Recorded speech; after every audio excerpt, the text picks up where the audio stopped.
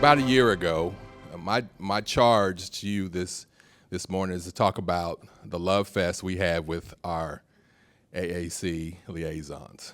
About a year ago, we were stepped into this new world for representatives from Republic Bank.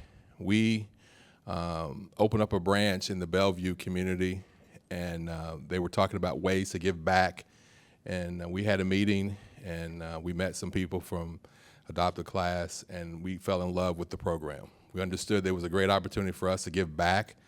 And so we've always had a passion to be not only philanthropic, but also to be giving back in the communities that we strive. And our tagline now is time to thrive. So we thought that was a great opportunity for us to thrive in the Bellevue community. But even though we felt that it was a good time for us to thrive, there was some angst, there was some anxiety about going to a classroom. How would you teach financial literacy to a 5th and 6th grader that would be relevant? That you, as a banker, you start talking about interest, and they're looking at you like, why? Because if it doesn't have anything to do with not only their phone, they really don't understand what you're saying. And so here comes our liaisons, Miss Polly. Where's she at? I need you to come down front, Polly. This is going to be a love fest for Polly. She hates doing this. Y'all give her a hand. She comes down. Come on, Polly. So one of the things we talked to Miss Polly about was what does that look like, and where do we, as bankers and old people, try to connect with these young people in the classroom?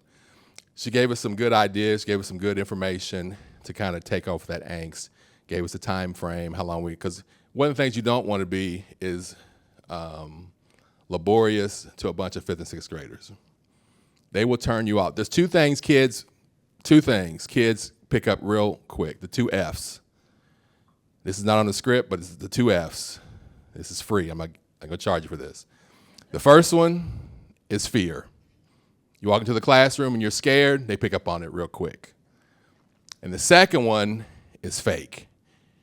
You walk into the classroom and you're fake, they'll be like, why are you even here? Right? And they pick up on that quick. So getting those two things, Miss Polly, she helped us kind of navigate through that. So on the first day, we went through the whole process of going in the classroom and making sure everybody was on the same page. When we left the classroom, our team felt more energized, more connected, and more inspired to go back and do it again. Because sometimes you'd be like, I ain't doing this again. These kids are ruthless. And I'm not going back in the classroom ever again. Miss Polly, you can have this job, and I'm out. But that was not the case. We were able to connect with the kids from her advice and some of the things she gave us as far as some of the tools. Because sometimes you, like what we were doing earlier, putting her hand on her head, clapping, find out the tools that the teacher uses to get discipline in the classroom, which is great because now you know what to do and what not to do. So one of the most powerful days that we had was a day in which 2 of my teammates are here. I'm having them raise their hand, Hunter and Pamela. Don't look so enthused, Pamela. We were at the school, and there was a little young man who had a hoodie on, and he had the drawstrings down. You've seen kids that put the drawstrings down, they pull them, and their face is like embedded into their chest, and they don't even look up. And we were wondering why this new kid was not engaging in the classroom. Well, we didn't know, but one of our co-workers is bilingual.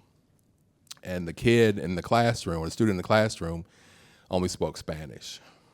And when he found out that our coworker spoke Spanish, he lit up. He opened up. The hoodie came off his head. He was engaging with the people in the classroom in his group. We were in 5 different pods, but in that actual pod, we were able to connect with him. And from that point on, he connected with our coworker. Those are the kind of things, like not only hallmark moments, but those are times where you can say, now this makes a difference. If not in just in that kid's life, into the expression of the other kids in the class to help him stay connected in the classroom. And so Polly was part of that. So we talked about that. We were all almost in tears talking about it because we saw the difference in that kid from the time we got into the classroom to the time we left. To the time we would see him the next time, he was inspired, he was engaged because of what we were given from Miss Polly.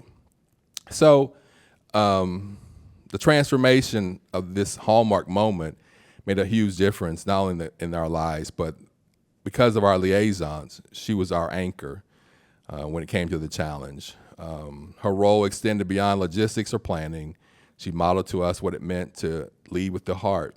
And because of Polly's steady guidance, we were able to be a stronger team. As we reflect on this first year, we want to thank you, Polly, for allowing us to get through this year. And as a matter of fact, not that people are biased or anything, we were up for Best New Class of the Year. Thank you. We didn't win,